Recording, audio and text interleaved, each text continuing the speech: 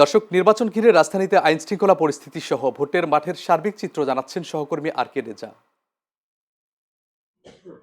রাত পোহালে আগামী ত্রয়োদশ জাতীয় সংসদ নির্বাচন অনুষ্ঠিত হতে যাচ্ছে। আমি এই মুহূর্তে অবস্থান করছি সংসদীয় আসন ঢাকা 10-এর যে মহিলা কেন্দ্রটি রয়েছে।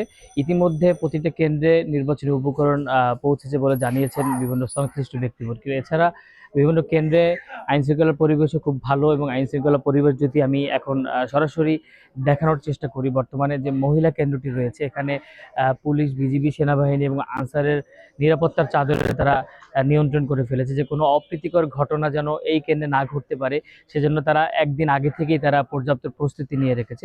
আমি বিভিন্ন প্রশাসনের সংশ্লিষ্ট ব্যক্তিবর্গের সাথে কথা বলেছি, তারা জানিয়েছেন তারা যে কোনো অপ্রীতিকর কোনো ঘটনা এড়ানোর জন্য তারা সদা সজাগ রয়েছে। এছাড়া বিভিন্ন ভোটারদের সাথে কথা বলছি, তারা গত 3বারের নির্বাচনের চেয়ে এবারই প্রথম আইন শৃঙ্খলা পরিবেশের একটা সুন্দর পরিবেশ দেখতে পাচ্ছেন। তারা আশা করছেন যে সুন্দর এবং সুষ্ঠু নির্বাচনের ক্ষেত্রে একটি সুন্দর ভূমিকা দরকার হয় পুলিশ সহ সেনাবাহিনী অন্যান্য প্রশাসনের, সেটা তারা চেষ্টা চালিয়ে যাচ্ছেন। তারা আশা করছেন, তারা আমাকে জানিয়েছেন আগামীকাল রাত পোহালে যেহেতু নির্বাচন, এই নির্বাচনের সুষ্ঠু একটা সুন্দর নির্বাচনের যেন তারা উপহার দিতে পারে সাধারণ জনগণকে, সেজন্য তারা চেষ্টা করে যাচ্ছেন।